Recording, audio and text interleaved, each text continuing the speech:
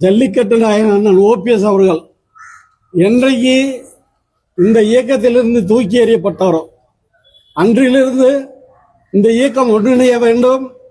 இந்த இயக்கம் அனைத்து இந்திய அண்ணா திராவிட முன்னேற்ற கழகம் என்னும் மாபெரும் இயக்கம் ஒன்றிணைய வேண்டும். அப்படி ஒன்றிணைந்தால்தான் புரட்சி தலைவி அம்மா ஆட்சியை தமிழ்நாட்டில் கொண்டு வர வேண்டும் என்று தினந்தோறும் தொலைபேசி வாயிலாகவும் தலைவர்களிடமும் நேரடியாக பேசியும் தொலைக்காட்சி வாயிலாகவும் பேப்பர்கள் தினசரி நாளிதழ் வாயிலாகவும் அறிக்கை விட்டு கொண்டே வருகிறார். அந்த அறிக்கையை தான் இன்று அவர் பெரியோளத்தில் உள்ள அவர் பண்ணை இல்லத்தில் அந்த அறிக்கையை தான் செய்தியாக வெளியிட்டிருக்கிறார். அவர் கூறுவதுதான் 100% உண்மை. அனைத்து இந்திய அண்ணா திராவிட முன்னேற்ற கழகம் என்னும் மாபெரும் இயக்கம் புரட்சி தலைவி அம்மாவின் ஆட்சி வர வேண்டும் என்றால் விரிந்து கிடக்கின்ற சக்திகள் அத்தனையும் ஒன்றிணைய வேண்டும்.